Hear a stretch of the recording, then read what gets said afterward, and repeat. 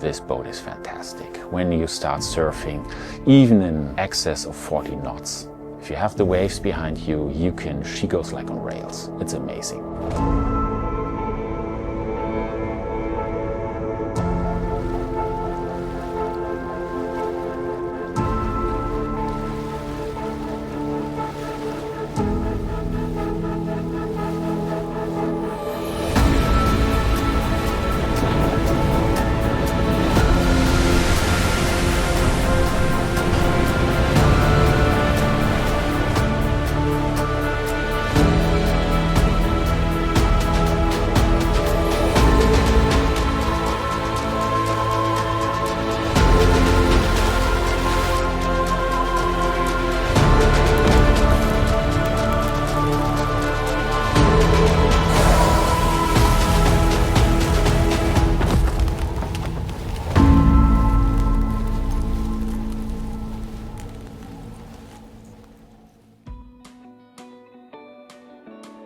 I'm Sadik, I'm 48 years old.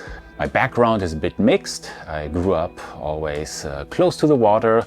Even in Switzerland we have lakes, but already growing up we were playing around with zodiacs and sailboats, and in Switzerland also have done competitive sailing.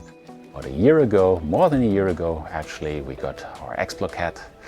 It's called Hafis, and Hafis has two meanings here. One is it's part of my family name, which is Hafizovich, the son of Hafis. But Hafis also means the protector. And after now sailing around the North Atlantic and, you know, with all the depressions and everything, I can say it's a fitting name. It is really a boat that protects its crew. It gives a nice feeling of safety. So very happy with that.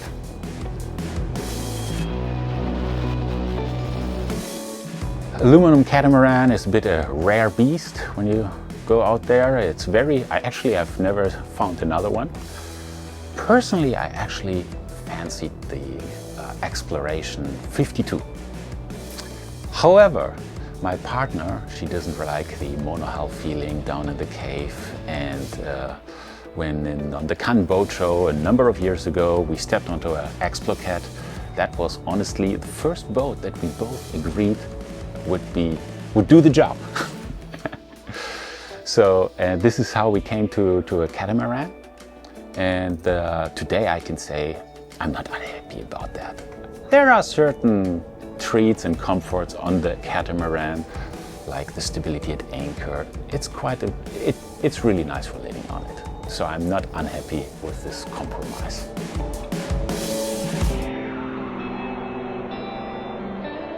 And the aluminum part of it, of course, part of the adventure that I had in the back of my head for many, many years is going not only to the Caribbean, but also to the North and the South. And it's actually quite interesting. We did the Atlantic loop, crossed over to the Caribbean, and there you go. Oh, there's an aluminum boat, there's an aluminum boat. But it's rare. You go to Greenland, it's practically all aluminum. So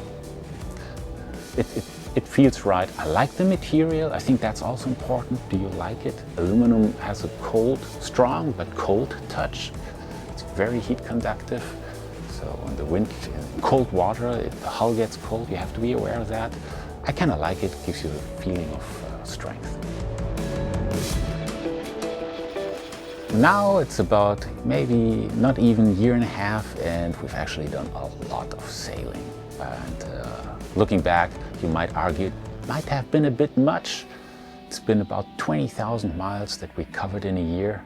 It's not only easy sailing. We started out with a trip, like the first shakedown cruise. We went up to Norway, over to Shetlands, 50 knots wind, really shaking down the boat, coming back to the yard, doing the maintenance review, guarantee review, everything, before we set out for the big loop. And the big loop took us first to Cabo Verde. Very nice sail, a lot of light wind. We pull out the spinnaker, we catch fish. We didn't use the engine much. We have the light wind sails and rather spend some time, and it's a very nice platform for that. It's a different type of sailing than calms down everything. It's also nice. Then from Cape Verde across the Atlantic, again, well, with the trade winds, the typical thing, lots of oxley, lots of mahi-mahi, coming to the Caribbean. And then in the Caribbean was around Christmas time. Lots of family came over, and we're actually 10 people over Christmas on this boat. 2 kids and an adult sleeping here in the center. Life is usually outside in the Caribbean. And we were doing a lot of scuba diving then, because 4 divers, 4 bottles, the compressor running practically every day. And it was really amazing how this boat dealt with the, hotel load. It's a lot of people, and we managed. We don't have a generator. Solar system, high output alternators did the trick. Very happy about how this went. Good living. Then we continued up the American coast towards Canada. And then in Canada, Newfoundland, Nova Scotia, beautiful area again. From there we continued to Greenland, and honestly, Greenland not only blew everybody's mind. We didn't expect that. We've never been there.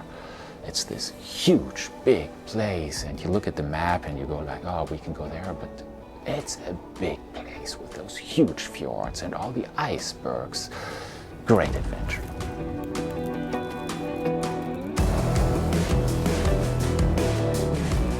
Challenging also, anchoring there, sometimes 80 meters chain because of the depths, and but again, in the summer, beautiful place. From Greenland, we crossed over to the Faroes, big crossing, 1,200 miles. We did that in 7 days, very nice. We didn't stop at Iceland, but we saw it on the horizon.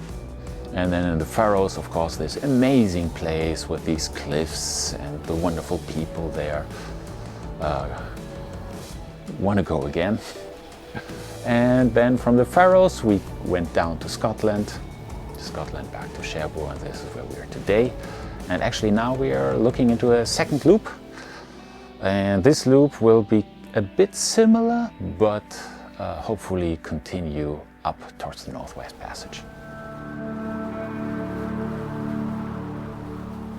It has volume. That's the compromise I would always choose. I can bring things on board.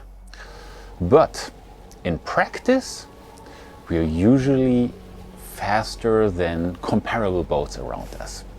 And what I do is I keep the boat relatively light. We have a lot of tankage. Don't fill up all the tanks, and it makes her lazy. Weight is the problem. That's what slows down a catamaran. Manage the weight, and she will go. So we have repeatedly done more than 230 miles per day, and actually our record has been 253 miles, and with a bit of help of a current, the Gulf Stream, but still.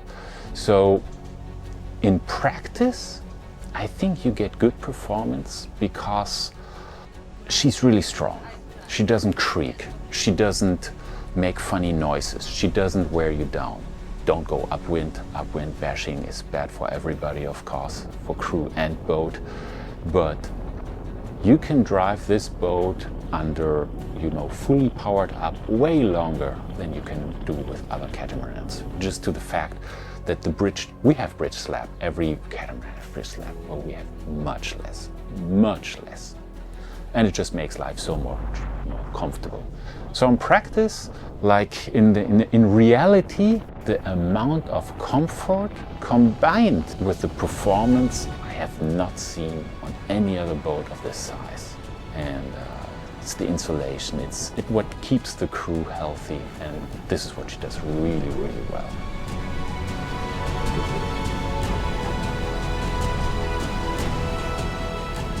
She loves anything aft of the beam. With the waves aft of the beam, this boat is fantastic. When you start surfing, even in excess of 40 knots, 40, 50 knots, if you have the waves behind you, she goes like on rails. It's amazing. What is also remarkable is this room here. This room and also both of the aft cabins, they are incredible. They are very, very stable, and people feel safe on board. Everybody on this boat, even, you know, when it's hauling outside, people stay safe, feel safe on board. You shut the door and you're in your cocoon. This boat has something, it makes people feel safe, even people that are, you know, usually quickly afraid. Well, a relaxed crew is worth a lot. It's really at home in also strong wind scenarios. Like, for example, when we crossed the Biscay, we were in 5-6 meter swell, kind of reaching 40 to 50 knots wind, and we were just hammered, like doing 230 to 40 miles a day, surfing down waves, sometimes in excess of 20 knots. The autopilot keeps it perfect on rails. It's really amazing. Like, under these conditions, it's amazing. You cook, you prepare a dinner, and you have it howling outside 45 knots, 5 meter waves. And the way she's handling that is just astonishing. The comfort when you sail. Maybe cold, you do the watch from inside, you sit at the helm. At your feet you have the heater running. The coffee machine is behind you. The amount of comfort you can get in night watches, whatever it is, it's absolutely amazing. Spending 7 days on the boat, the comfort is absolutely amazing on passages. Yeah. Then when you're at anchor, of course, it's a different type of life. Dinghies on the davits, quickly launched, also works, but many boats can do that. So I think one of the tricks of this boat that actually gives this safety feeling to the crew is that when you step in from the outside, and outside you have to shout to understand each other, you step in, you shut the door, and the noise is outside. And the aluminum makes it that the boat doesn't creak. It just doesn't creak. First time on a catamaran and there's no creaking. And the other thing, of course, is bridge deck clearance. It's less bridge slab than I was used to. The insulation, the way it takes away the noise from the outside, keeps the elements outside. It does something to your mind. It gives you calm. And that's true both down in the cabin and up here. Am I happy with the boat? I'm very happy with the boat. I couldn't be happy with the boat if she wasn't. No. So I like the boat, that's kind of obvious, but what's important is that my family also likes the boat, and I'm the main sailor in the family, so I try to pull everybody in, and that's worked very nice, and it's also due to the boat, of course.